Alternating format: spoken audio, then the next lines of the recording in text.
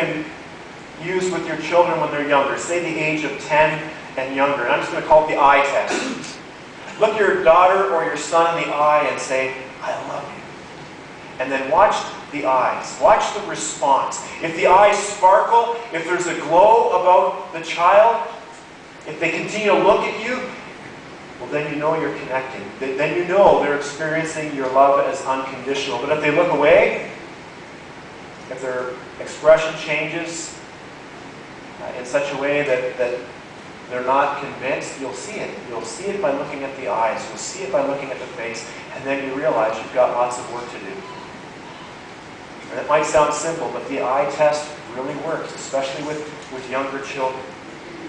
And again, if those eyes are shining back at you, then your homework isn't done. Then I would encourage you to take a few minutes later in the day, perhaps, and write down all the ways that you currently demonstrate love to your child, either through word or through action. Just write them down, and then just pause. Look at your list, and then just pause. And you think to yourself, what's a new or creative way that I can add to my list and then put into practice this coming week?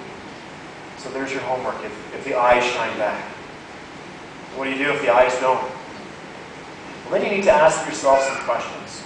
For instance, am I speaking the words, I love you, frequently enough? Or am I just assuming that in the silence somehow they're picking this up? Or is there a contradiction between the words, I love you, and the way that I treat the child?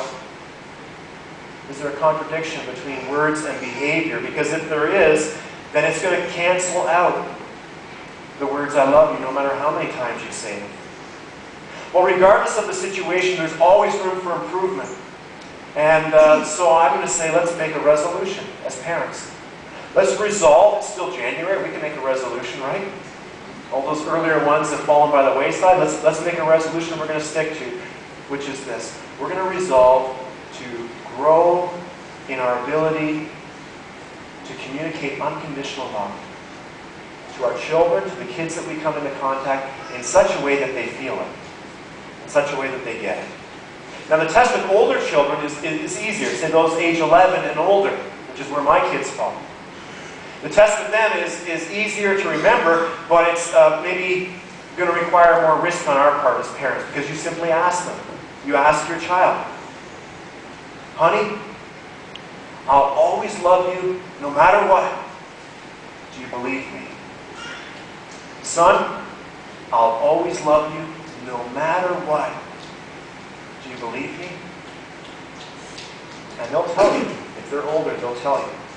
So it's all this morning about unconditional love. Not simply saying, I love you, but communicating it in such a way that the child experiences it as having no strings attached.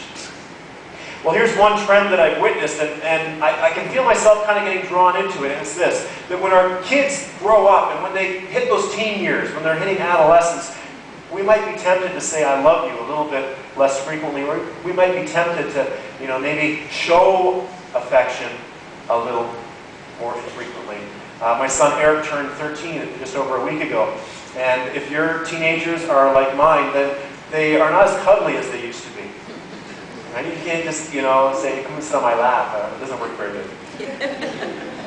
And other signs of affection. Why? Because their budding independence is increasing. And they need their space a little bit. So it can be tempting to back away from the I love yous and the efforts to communicate that. But because of this, and in spite of this, this is no reason to lessen the number of times or the number of ways that we need to get this message to our kids. In fact, it's very much the opposite. First of all, teens are trying to hold things together in a body that's bent on metamorphosis, right? They've got changing voice, they're getting zits, they're getting new body hair and body odors, and there are other noticeable physical changes that they wish their friends and parents and others around them just didn't comment on or think about. To all of this, factor in increased relational pressures. And I'm going to quote from a book here that talks about some of these relational pressures that teens start to grow into. Pressures to be a jock, to be a clown, to get drunk, to get high, to drive fast, to stay out late, to skip classes, to fall in love, to make love, to act wild, to rebel, to make high grades, to be an honor student, to turn in homework on time, to fit in, to go to church or not to go to church, to dress in a certain way to be with one crowd, to dress in another different way to be in another crowd. Right? Talk about relational pressures. And then, to complicate it even further, and perhaps the thing that teens change the most is their minds. Right? Oftentimes, teens are unsure about what they believe. They'll wake up one day knowing this, and the next day they're going to not believe it anymore. And so they start to doubt themselves. They often criticize themselves. They worry a lot about what other people are thinking. And they sometimes even hate themselves. So it's during these trying teenage years that youth need to hear, "I love you," and receive that message all the more frequently.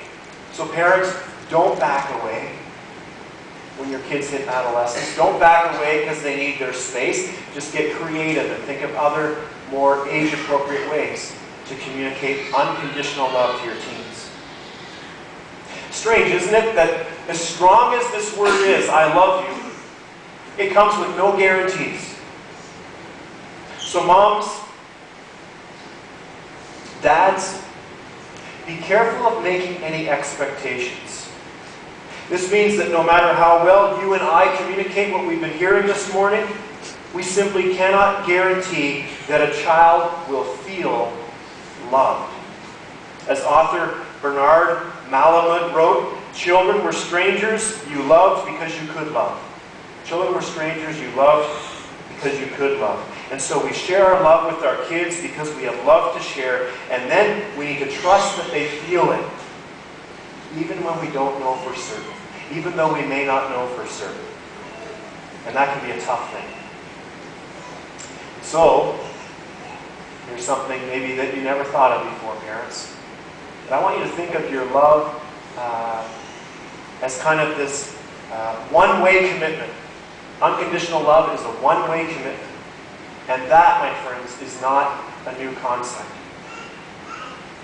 The Bible contains a letter that was written by the Apostle Paul. Paul was one of Jesus' earliest followers.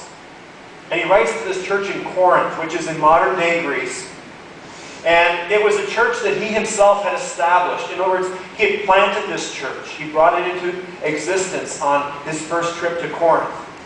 And then he watered this church. In other words, he taught the people who went there the gospel. He taught them what God's word teaches. And as the church grew, Paul tended it like you would tend a precious plant or a flower or a tree. In other words, he raised up leadership in the church. He guided the believers in the Christian way so that they could translate what's in here to how to live it out there in the real world. And then when he had grown that church up to self-sufficiency, he went away, as Paul was wont to do, and he worked with other churches that he'd established. Paul worked in many churches all over modern-day Turkey and Greece and so forth. But he did come back to Corinth. He came back for a second visit, and he was planning to make a third visit when he received reports, when he received messages that corrupt teachers had infiltrated the church in Corinth, the church that he brought to existence. And they were teaching heresy, which is things contrary to what God's word teaches. Not only, but they were spreading rumors, false rumors about Paul, saying that this guy Paul, who helped you guys, get started, he was just in it for himself. He was just a no-good, selfish person who was out for personal gain. Now, do you think those words would wound? The reports were saying that members of the church were believing this message, both the message of the false teachings and the message of Paul being in it for himself. Ouch. Nevertheless, Paul endeavors to remain steadfast in his unconditional love for them. I'm reading from 2 Corinthians chapter 12, verses 14 and 15. Paul writes, "Now, I'm coming to you for the third time, and I will not be a burden to you. I don't want what you have, I want you. After all, children don't provide for their parents. Rather, parents provide for their children. I will gladly spend myself and all I have for you, even though it seems that the more I love you, the less you love me.